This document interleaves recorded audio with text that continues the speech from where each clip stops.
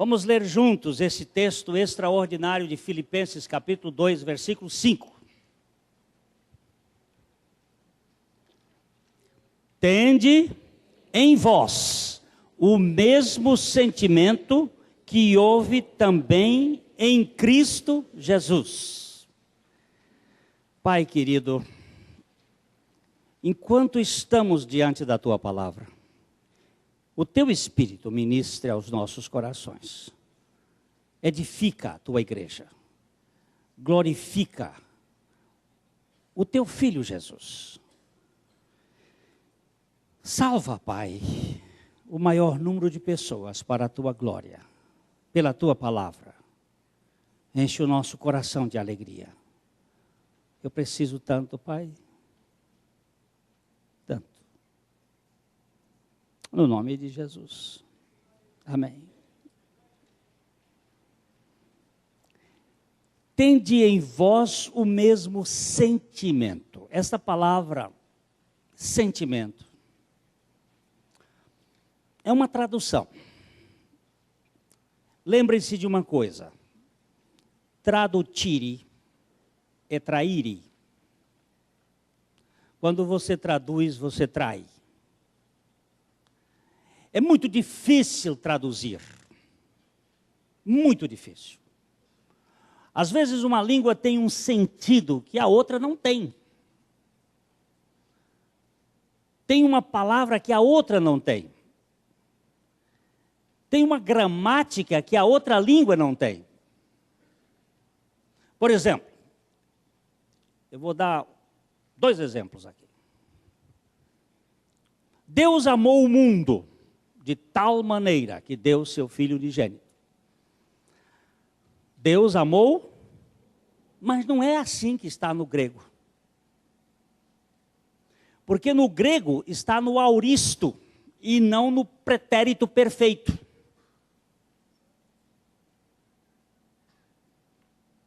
Então essa tradução não poderia ser feita assim. Deus amou o mundo. Porque Deus amou ficou no passado. E o sentido do auristo grego é um sentido ponto linear. Aconteceu, mas continua acontecendo. Então, como poderia ser uma tradução um pouco mais correta do que Deus amou o mundo? Tendo Deus amado o mundo.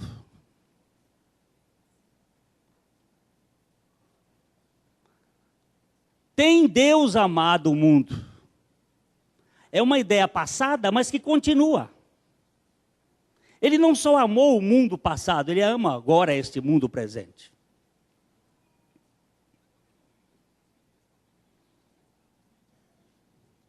Então, você presta atenção que às vezes a gente usa uma expressão, não é? Outra coisa, Jesus ressuscitou dentre os mortos. Isso não é verdade. Jesus não ressuscitou. Como? Jesus foi ressuscitado dentre os mortos. O tempo do verbo está sempre com relação à ressurreição na voz passiva. Tendo sido ressuscitado. Quem o ressuscitou foi o Pai. Às vezes o tradutor traduz assim, que ele ressuscitou dentre os mortos, tendo sido ressuscitado.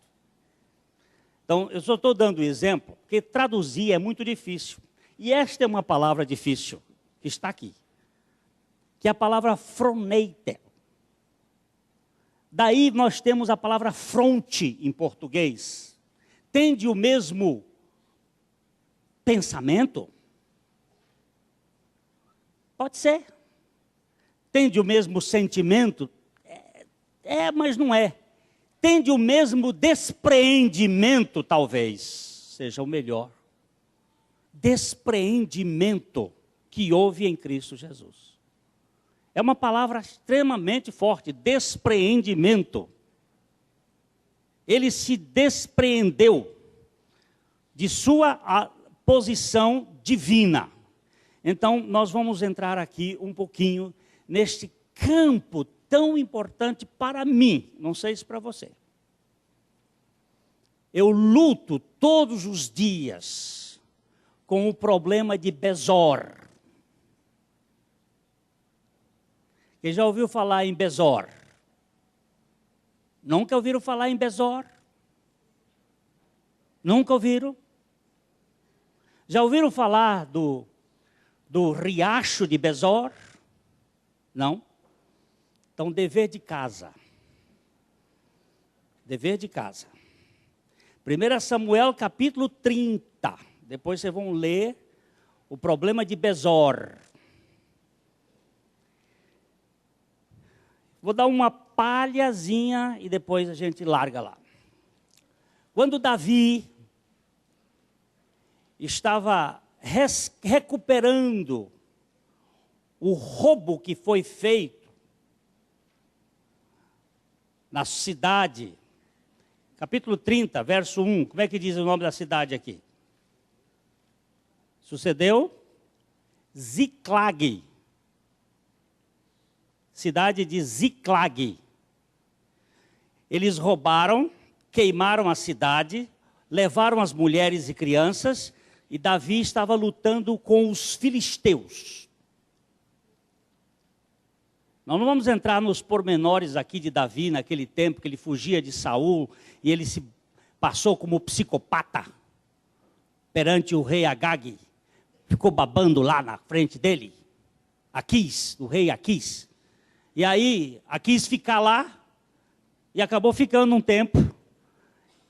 E aí a cidade foi saqueada, e depois que saquearam, tocaram fogo, levaram as mulheres, e Davi veio com 600 soldados. Depois de uma missão de ter andado, alguns dizem 48 quilômetros, outros dizem 70 quilômetros, a pé, cansado, chegaram na cidade tudo queimado.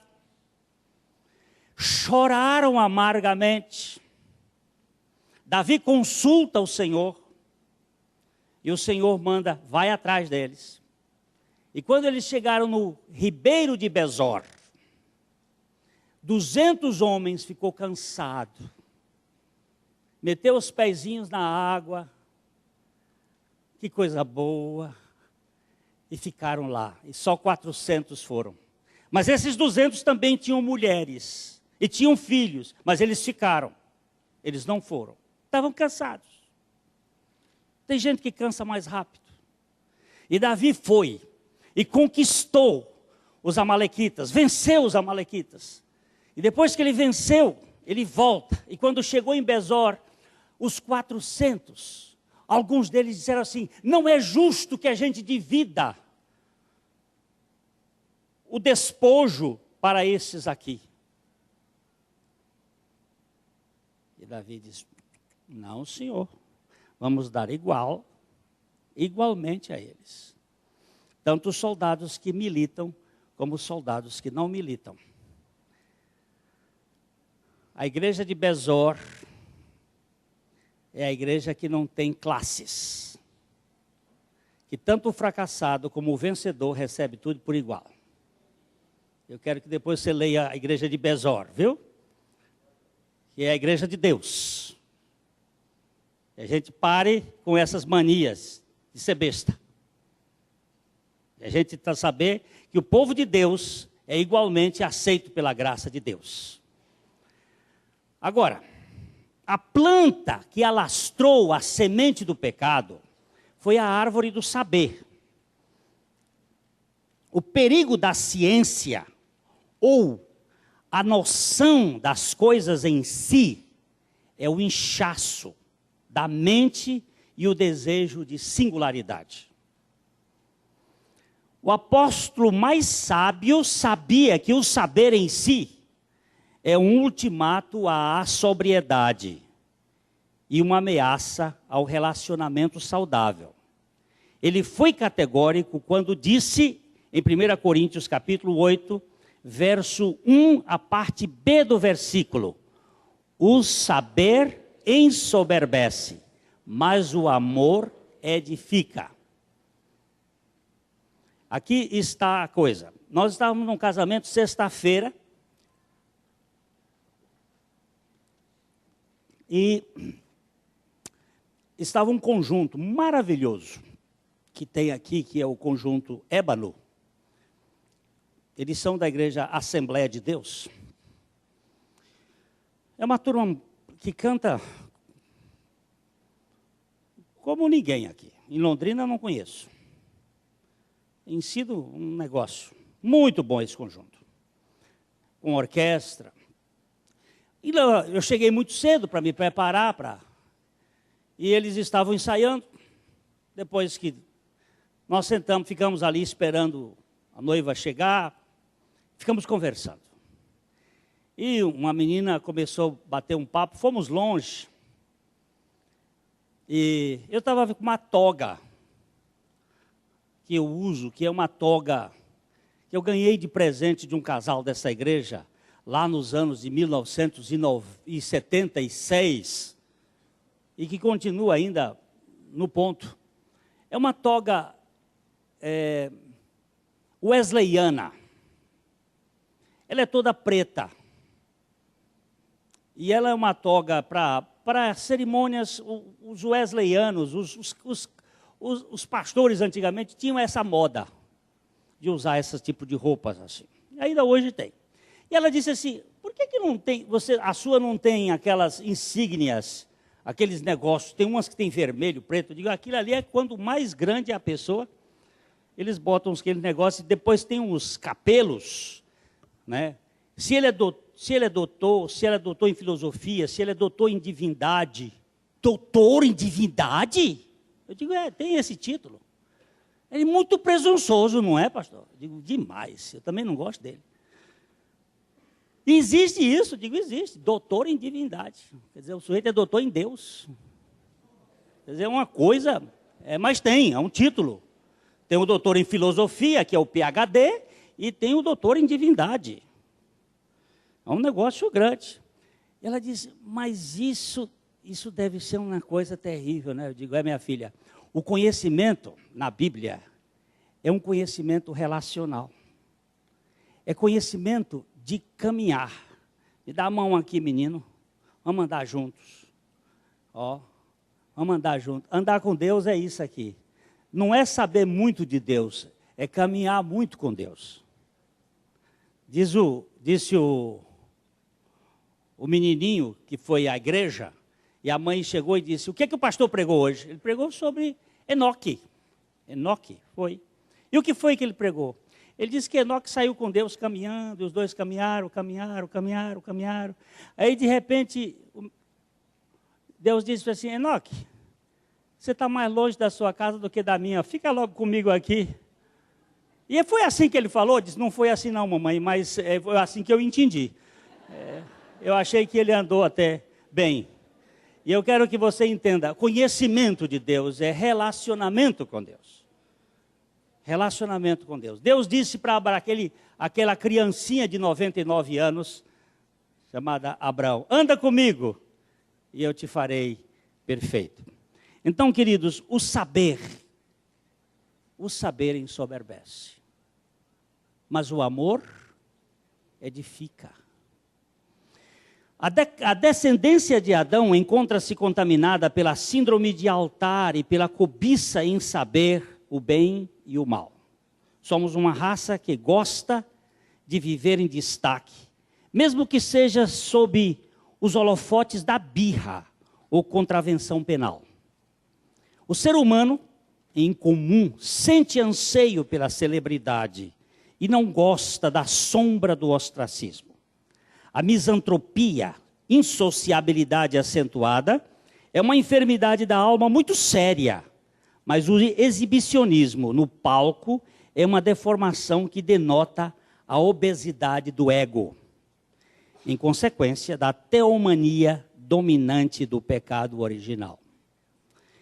Nós temos um sentimento de querer estar em evidência.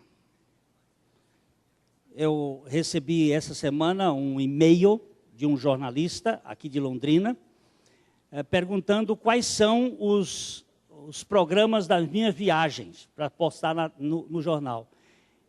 Meu amigo, eu não sou expositor de viagem. A gente gosta disso. Quando aquele vereador chegou aqui me oferecendo um título de cidadão honorário de Londrina, eu nunca fiz nada por Londrina. Eu acho muito justo que ele desse esse título ao professor Manuel Barros, que foi um homem que fez muito por esta cidade. Mas quem sou eu? Eu sou um pregador, prego o evangelho em nome de Jesus. Muito bem. Mas eu quero dar um título. Por favor, não me dê porque eu gosto. E vai me orgulhar. Eu vou ficar honrado demais. Então não me dê esse negócio, não, que eu vou... não me dê, não. Eu tenho preocupação de ser valorizado. Eu tenho medo do meu coração. Eu sou como Lutero. Quais são as coisas que você tem mais medo, Lutero? Ele disse, do meu coração, mais do que do Papa e os seus cardeais. O coração da gente é muito enganoso. Irmãos, nós precisamos viver sob os efeitos eternos da cruz de Cristo. E levando isso diuturnamente. O pecado entumeceu a alma de tal modo que ela não cabe nos limites do seu corpo. Somos, na grande maioria, gentalha rechuchuda de si mesma e insuportável em seu perímetro de relacionamento. Ostentamos direitos demais e exigimos cuidados especiais a todo custo. O gênero adâmico é presunçoso ao extremo e não concorda com a fronteira da insignificância. Eu queria que você observasse, quando eu estiver conversando, você anota quantas vezes eu digo a palavra eu. Eu fiz, eu andei, eu pusei, eu costurei, eu levei, eu... Observe isto. É uma das formas da gente observar onde está o umbigo. Que altura está o nosso. Às vezes a gente disfarça e diz nós. Mas esse plural nós também ainda está evidenciando. E alguns santos do passado mexeram muito nessa questão.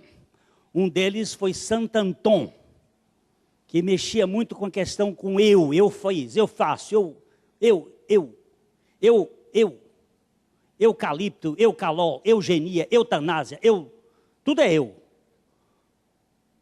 Então, é preciso ter muito cuidado quando a gente está eu. Não mais eu, mas Cristo. Meu Deus, quando é que eu vou chegar lá? Eu queria ter a graça de conhecer mais os efeitos da morte de Cristo, no meu viver diário. Ninguém gosta de viver à margem do êxito e das lentes de observação. Muitos suportam o destino rigoroso de uma vida sem alternativa, mas não se conformam com a crueldade de uma existência prognosticada pelo abana-moscas. Toleram a sina da trivialidade, mas, no íntimo, não se encaixam com a fatalidade do naniquismo emocional que os mantém na prisão sombria da irrelevância. É insuportável uma existência sem aplausos ou reconhecimento pessoal. Ninguém me visita. Ninguém fala comigo. Ninguém me abraça. Aí começa a doença. Um dia desses, um irmão me escreveu um e-mail, ouvindo aqui pela internet, a história de João Batista, falando que João Batista foi para a prisão e Jesus não foi visitar o primo. Não era justo? Primeiro que estava na cadeia, ele mandou que era para visitar as pessoas na cadeia. E segundo, era primo.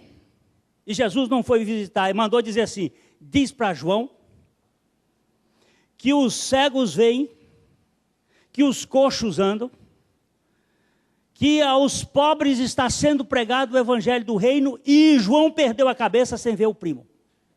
Ele não foi lá. E esse camarada me escreveu dizendo assim, esta palavra, eu precisava ouvi-la para me libertar, porque eu estava no vitimismo, tinha perdido a igreja, era um pastor. E eu estava lá vivendo no vitimismo. Eu já tinha perdido a cabeça.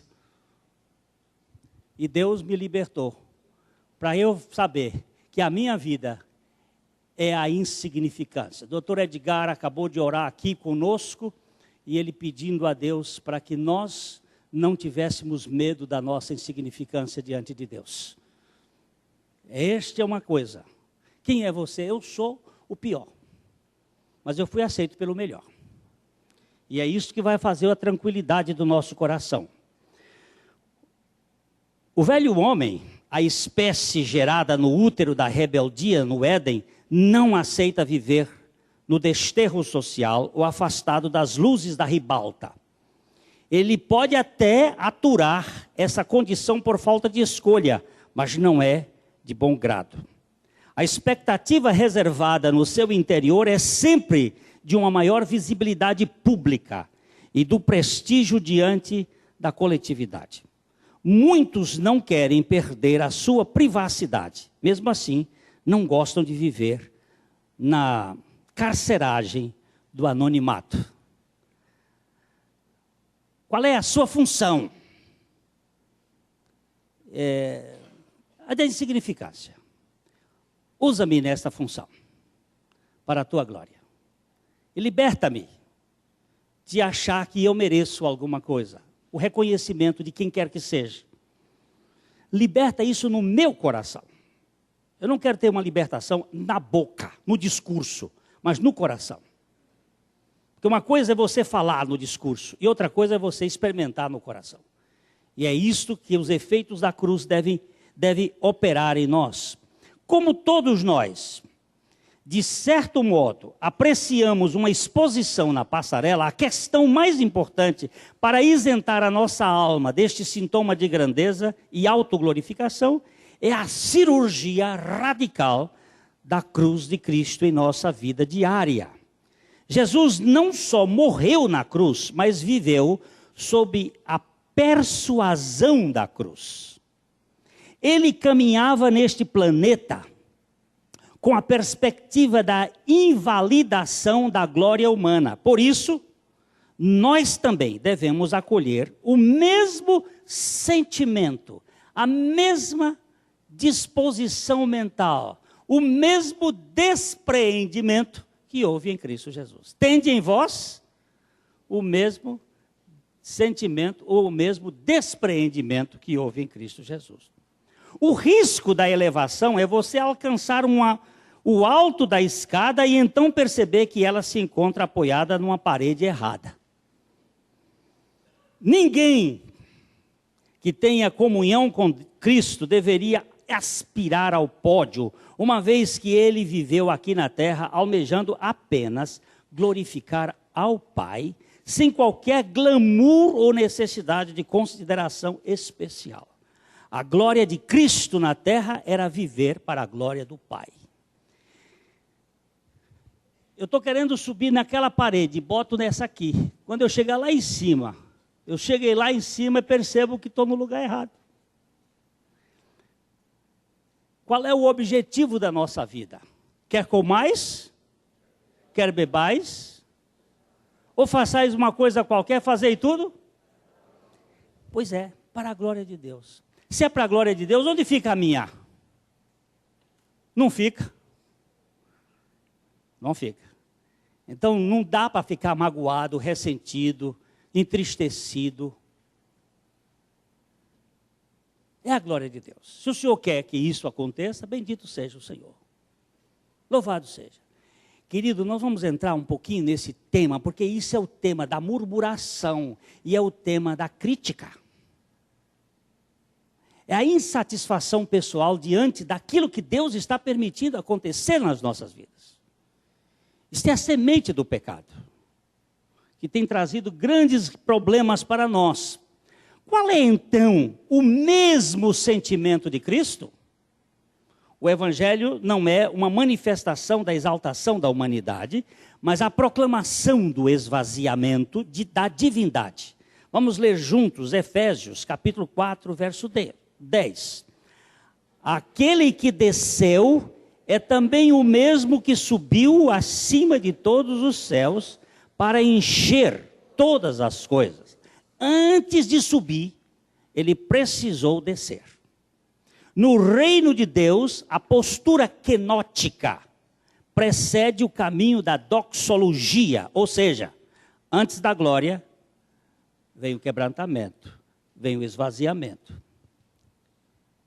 Kenosis é a palavra que traduz, a palavra grega, que é traduzida por esvaziou-se.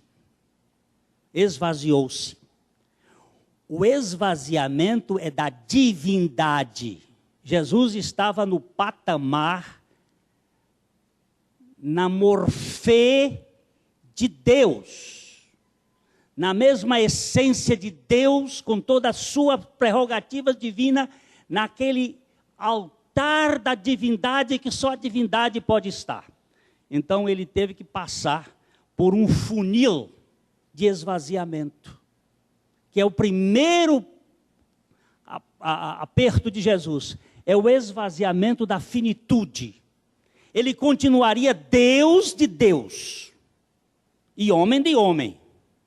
Porém, ele quando estava em Jerusalém, não estava na Galileia. Ele não era onipresente. Ele não era onisciente, ele não sabia todas as coisas. Ele dependia do Pai e do Espírito Santo. Nem o Filho sabia quando é que viria o fim do mundo. Era assunto do Pai. Ele estava finitizado. Ainda que fosse totalmente Deus. Esse é o primeiro degrau do esvaziamento de Deus. Aquele que desceu, ele teve que descer de toda a sua grandeza, sem perder nada de sua essência. Mas desceu até o nível da humanidade. No circuito da graça, a glorificação é sempre o resultado da humilhação. A norma no Evangelho é a humildade vinda sucessivamente antes da honra e a exaltação depois da desonra. Um Deus esvaziado de sua grandeza, sem contudo perder nada de sua essência divina, é o mistério da diminuição que patrocina a propagação da nobreza. Não há coisa mais nobre do que um Deus que se esvazia para buscar um homem que se enaltece. Não existe coisa mais nobre e mais rica do que esta grandeza de Deus.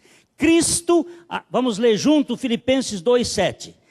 Cristo a si mesmo se esvaziou, assumindo a forma de servo, tornando-se em semelhança de homem. Este esvaziamento de Cristo, esvaziou-se e ficou na forma de servo, na dimensão de um servo. Cristo se esvaziou sem jamais se aviltar.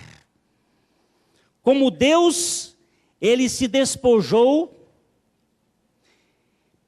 como Deus, ele se despejou na humanidade, sem se exaurir de sua natureza divina, nem se depreciar em sua natureza humana.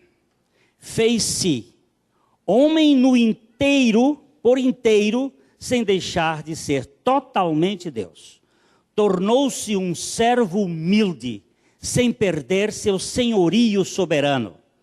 Ele se esvaziou de sua grandeza gloriosa para se encher da plenitude de sua graça, a fim de nos fazer integrantes de um reino eterno de amor e libertação de nós mesmos. Esse projeto de Deus é muito lindo. Quando o Senhor desce, esvaziando-se, sem chamar a atenção. Você imaginar que o Deus Criador do universo ficou num coxo, dormindo num coxo, enrolado em coeiros, e este é o sinal do Salvador na terra, Porque quando os anjos chegaram, disse assim: vocês terão como sinal de que tem Salvador entre os homens, chegando lá na manjedoura, vocês vão encontrar uma criança enrolada em fraldas e deitada numa manjedoura. E este é o sinal que eu tenho para vocês. É um sinal esquisito do Criador amamentando na criatura.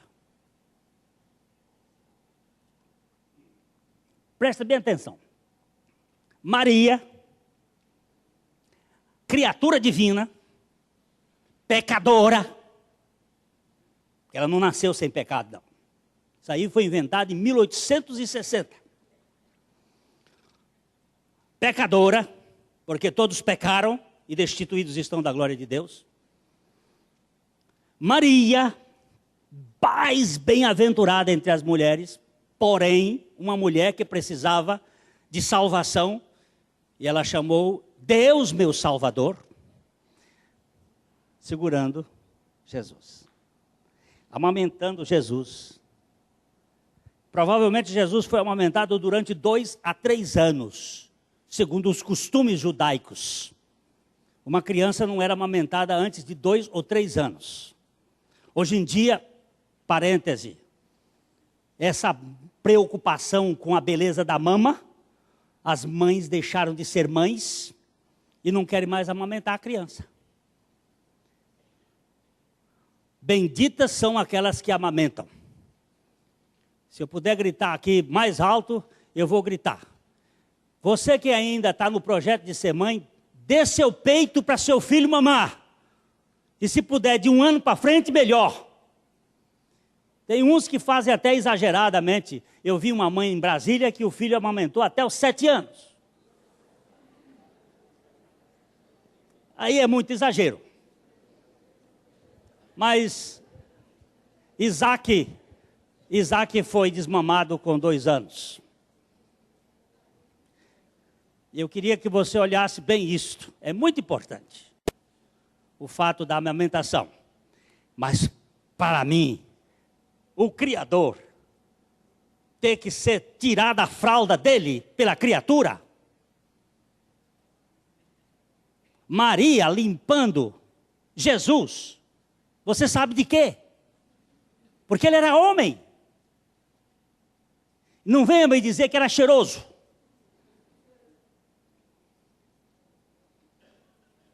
Porque ele tinha um corpo enfermo pelo pecado, ainda que não tivesse o pecado na carne. Mas era enfermo, porque Romanos capítulo 8, verso 2, 3, nos fala exatamente isso. E eu assusto ver este Deus grande, agora contido dentro de um corpo, revelando a grandeza do seu amor para um ser podre como eu. A vida espiritual autêntica promovida pelo Evangelho de Cristo em nosso ser também começa de cima para baixo, pelo nosso esvaziamento pessoal. Ninguém pode ficar cheio da glória de Deus sem antes ser esvaziado de si próprio. Uma biografia repleta de si mesmo é uma história vazia de Deus. Não eu, mas Cristo é a única definição bíblica de vida cristã. Por isso, a cruz precisa desconstruir a nossa autoestima elevada para que a ressurreição do Senhor construa uma verdadeira estima do alto em nosso íntimo, em perfeita mansidão e humildade. Aqui vamos entrar exatamente no ponto.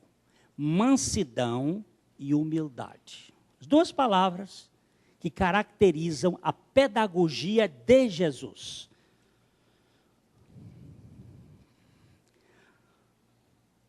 Aqueles que se exaltam, com certeza um dia serão humilhados. Mas aqueles que se humilham, têm muito mais chance de serem exaltados.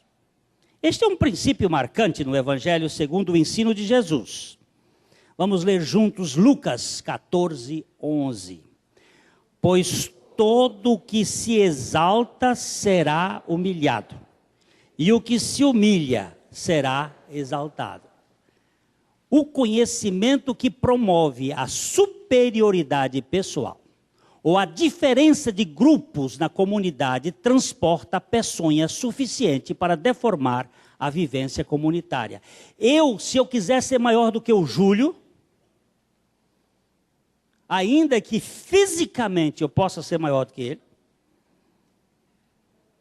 é só uma questão de estatura, mas se você cortar o pescoço, talvez o dele seja maior do que o meu, a minha cabeça dele é maior do que a minha. Aí nós vamos verificar um negócio assim, ó, nós somos iguais.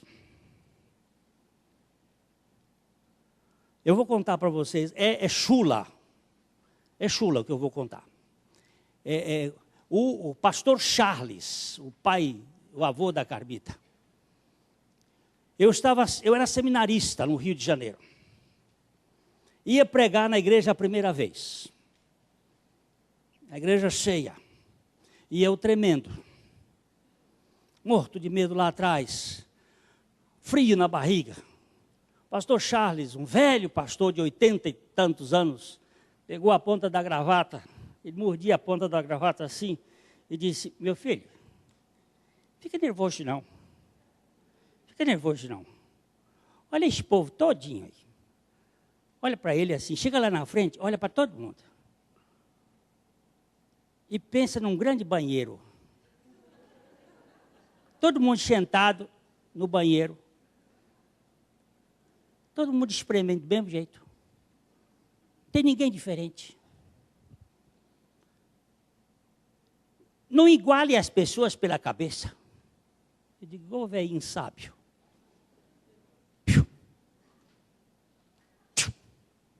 Em 2 palavras ele acabou com a... Quem é que sabe mais aqui? Acabou.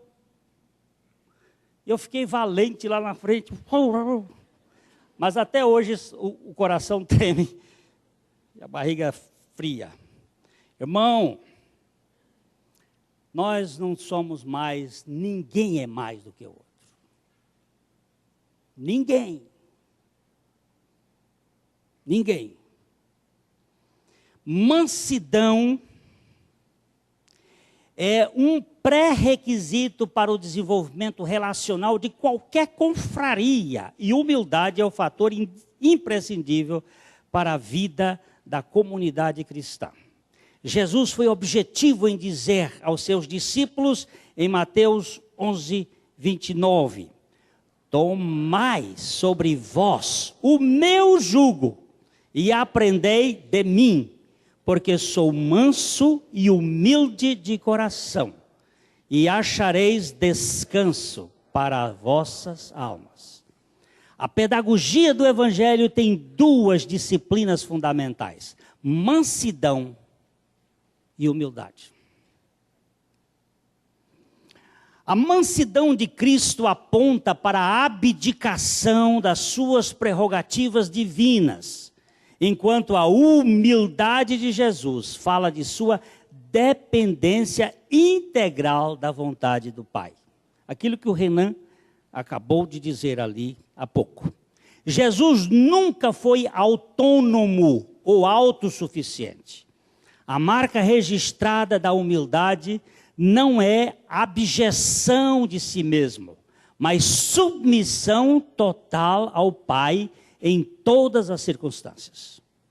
Humilde não é aquele que se desmerece ou se rebaixa, mas aquele ser humano que está totalmente sujeito à vontade imperiosa de Deus. Tem muita gente que se rebaixa para chamar a atenção, dizendo assim, quem sou eu? Quando ele perguntar quem sou eu, você diz, eu sei quem é você. Você ainda não sabe, mas eu já sei. É um presunçoso que está chamando a atenção. E eu sou um pobre coitado. Eu sou pobre coitado, mas aceito por Jesus Cristo, pago com um grande preço. Então nós precisamos tirar essas ideias rotulatórias que servem para simplesmente chamar a atenção da gente.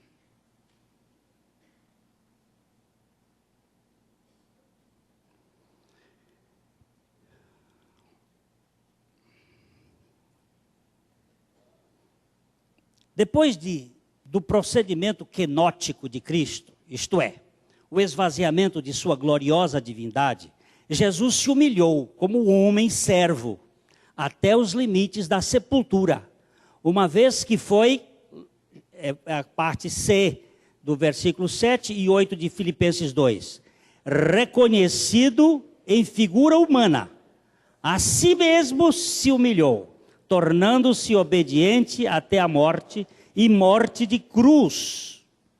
Ora, se o esvaziamento é assunto divino, a humilhação é matéria humana. Como Deus, Cristo se esvaziou até chegar ao patamar humano. Como homem, Jesus se humilhou até os portais da morte, na dependência do Pai. O que o senhor vai fazer? O que o Pai mandar.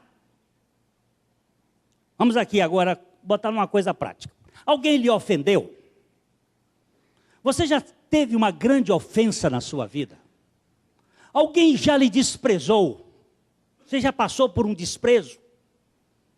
Teve ou não teve? Alguns são corajosos para dizer. Pois bem, você só tem uma alternativa se você é filho de Deus. Só uma. Qual é a alternativa? Perdoar. Não tem outra alternativa. Ah, eu tenho que ficar amargurado. Fica, idiota. Você vai ver o que vai acontecer com você. Ela vai comer a sua vida. Você não vai viver, você não vai celebrar. Você tem que soltar o cabresto. Está perdoado com o perdão de Jesus Cristo. Vai em paz, Deus te abençoe. Não é com essa ênfase que eu estou dando aqui, é a ênfase de pregador. É Deus te abençoe. Que o Senhor Jesus te conduza, irmão. Ontem, o doutor Edgar esteve almoçando em nossa casa e ele contou uma história que Humberto já tinha me falado, de uma história muito, me marcou. Eu ando chorando à toa e naquela hora ele estava lá na Alemanha e estava fazendo um curso e colocaram lá num sótão, num lugar alto, onde ele tinha que subir uma escada. E lá no fim da escada havia um pôster, uma pintura, um quadro. E nesse quadro era assim uma menina, tipo peruana, que ia subindo um morro, alguma coisa alta, e ela ia subindo com um garoto pendurado no pescoço. E embaixo, uma frase, menina, como é que é? Menina, este peso é muito grande para você. E ela responde, isto não é peso, é meu irmão. Isto não é peso, é meu irmão. Você não é um peso, você é meu irmão.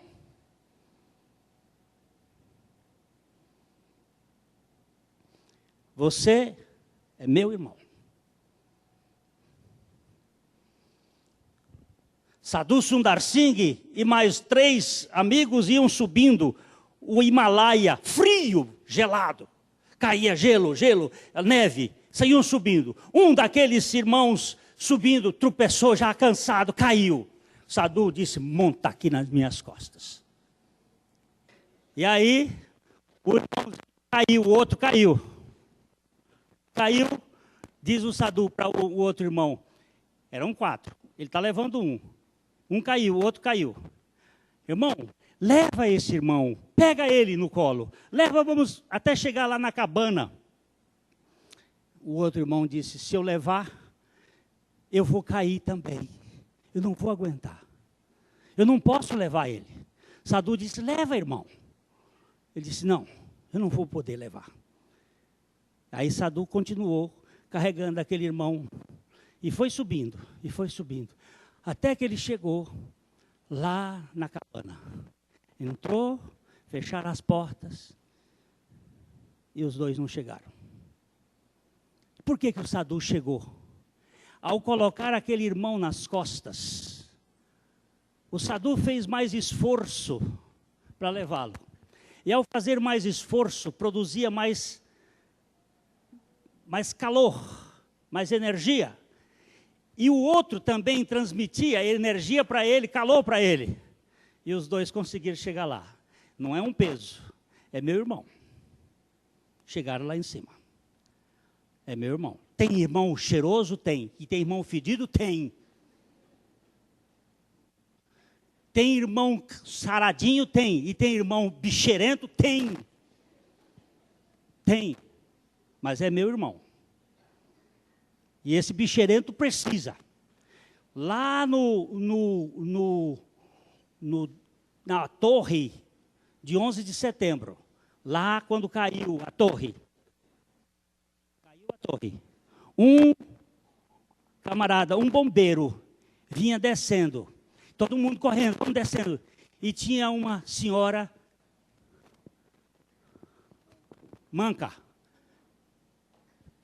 A senhora ia, aí o bombeiro, vamos deixar, não. Aí ele disse, eu não posso deixar essa mulher. E desceu.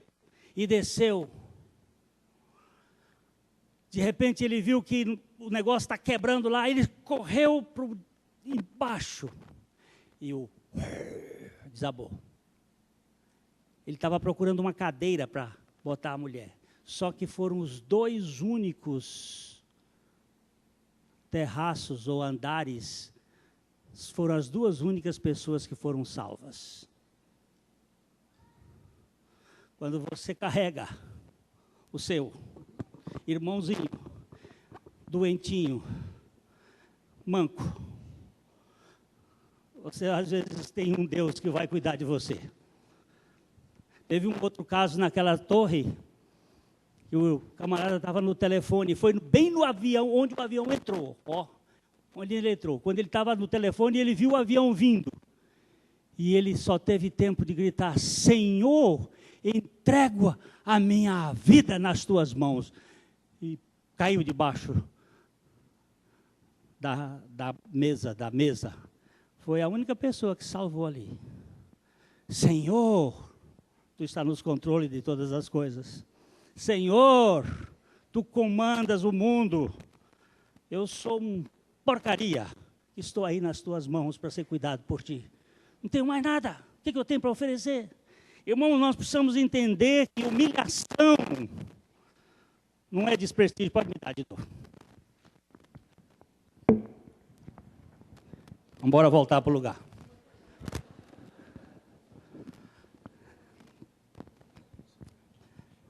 Eu estava falando para minha mulher essa semana que eu queria ter uma pilha recarregável. Eu disse, a gente podia, quando fosse ficando velho, encostar num lugar assim e botar uma pilha e recarregar, porque o negócio vai indo embora, a energia vai indo embora, igual esse negócio aqui, ó, botou, trocou, tá bom, tá fit. Seria tão bom, né? Mas não tem. Irmãozinho querido, todos aqueles que inicialmente se humilham, no momento em que forem humilhados por outros, todos aqueles que inicialmente se humilham,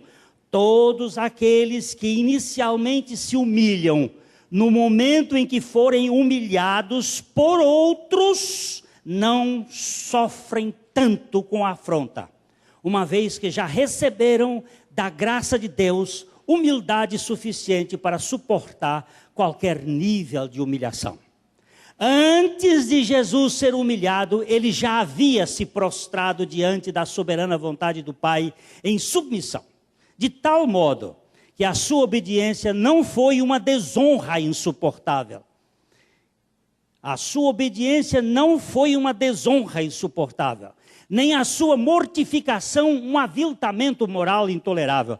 Aquele que se quebranta não se ressente demais quando estiver sendo abatido, mas aquele que se majora dificilmente poderá lidar com os níveis mais brandos de humilhação. Eu queria que você pegasse a primeira lição. Comece aprendendo com Jesus, aprendei de mim, que sou manso e humilde de coração. E você procure todos os dias, levando os efeitos da cruz, a se humilhar. Quem é você? Eu sou o menor, o mais indigno, o pior. Porque o veneno da serpente está em 3 M's. Os 3 M's. Mais, melhor e maior. Eu quero ter mais, eu quero ser o melhor e eu quero ser o maior. Esse é o veneno do pecado. Então, vá se humilhando. Vá se humilhando. Essa é uma tarefa de cada dia. Jesus se humilhou a si mesmo.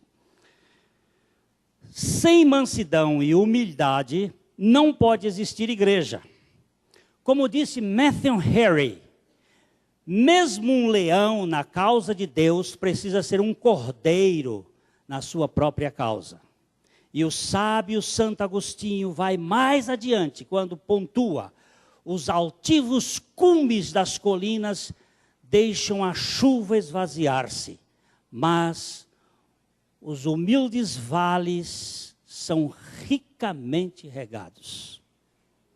No reino de Deus não há lugar para gente especial ou VIP. Alguém disse no passado: se você conhece hebraico, grego e latim, não os coloque onde Pilatos os colocou, sobre a cabeça de Cristo. Coloque-os aos seus pés. Quem é? O que é? Pilatos botou lá: este é o rei dos judeus, hebraico, latim, grego, lá na cabeça. Não. Você sabe? Sei. Bota mais embaixo. Bota nos pés, debaixo da soberania de Deus. Quem é você? Esse é achado por Deus. Foi achado pela sua graça. A igreja é uma reunião de gente marcada pelos efeitos permanentes da cruz. Este povo tem metas bem focadas diante da glória de Deus, da edificação dos irmãos, da salvação dos dispersos e da alegria em participar com fidelidade da missão graciosa do Evangelho. Sabemos que não há fronteira para o bem que alguém pode praticar, se ele não se importar com quem vai receber os elogios. A questão problemática na concepção da fé cristã aparece quando surge falsa humildade promovendo uma causa particular. Mas em nome de Jesus, isto em nome de Jesus. Mas, como se pode perceber isto? Como é que eu posso perceber que eu sou falso ou sou autêntico? Como é que eu posso perceber isto? Veja bem, se eu não me importar para quem vai a glória, eu fiz, mas outro levou a glória, tá bom? Tá bom. Aí começa a coisa. Paulo sabia muito bem, por revelação do Espírito Santo, da ameaça que sempre rondou a história da igreja, quando afirmou de modo temeroso em 2 Coríntios capítulo 11, verso 3. Mas receio que assim como a serpente enganou a Eva com a sua astúcia, assim também seja corrompida a vossa mente e se aparte da simplicidade e pureza devidas a Cristo. Olha essas duas palavras, simplicidade e pureza, que são devidas a Cristo. Acredito que aqui reside a tremenda peleja que tem detonado uma multidão de peregrinos na história. É uma batalha na mente. A minha mente, ela sofre todos os dias essa batalha, que é da simplicidade e pureza devidas a Cristo. Há um provérbio árabe que diz: se alguém me enganar a primeira vez, a culpa é minha. Se for enganado, é porque também me deixo enganar. Eu sei que é mais difícil esmagar uma meia-verdade do que uma mentira completa. Mas nenhum filho de Abba pode se isentar da vigilância com respeito à realidade espiritual, onde a mansidão e humildade são fatores primordiais. Roubou meu carro! Não. Roubaram um carro que está sob a minha mordomia, mas não é meu. Aquela moça lá em São Paulo, no trânsito de São Paulo, veio um carro por trás e... pum! Ela sai do carro, o camarada saiu do carro, ela começou a olhar para o carro e disse, veja o que você fez com o carro de Deus. Ele disse, carro de quem? O carro de Deus. Moça, você é doida? Deus não tem carro. Disse, você que é doido. Você não sabe. A minha vida e tudo mais pertence ao Senhor. O homem disse, espera aí, moça. Eu preciso conversar com você. Pode deixar que eu pago tudo. Não precisa chamar o trânsito.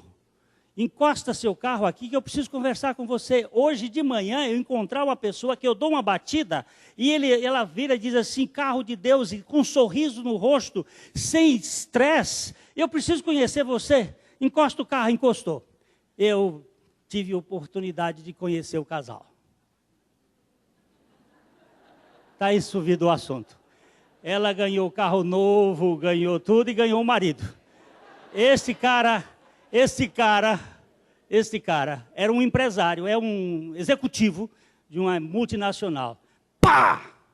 Mas a moça era filha do rei. E ainda mais, levou aquele homem a Cristo, porque naquela conversa ele quis conhecer quem é este que domina o universo, que é o rei das nações e o rei do universo. Por aí vamos vendo, meus irmãos. Nós temos um Deus que nos dirige em tudo. O enigma é difícil de se detectar, pois há muitas semelhanças e muita coisa boa no jogo. Mas o velho apóstolo clama e chama a atenção para as afinidades e dependências que estão envolvidas na pregação com estas palavras luminosas, seguindo o texto de 2 Coríntios 11, 4. Se, na verdade, vindo alguém, prega outro Jesus que não temos pregado, ou se aceitais espírito diferente que não tendes recebido, ou evangelho diferente que não tendes abraçado, a esse de boa mente o tolerais. O Jesus da Bíblia é aquele manso e humilde. Não é aquele que decreta, é aquele que obedece à vontade do Pai. Espera na vontade do Pai. Humildade, mansidão. De quem é isso? É do Senhor. Mansidão, humildade. Quem é você? Sou um aceito por Deus. Não tenho mais identidade a não ser a identidade de Cristo.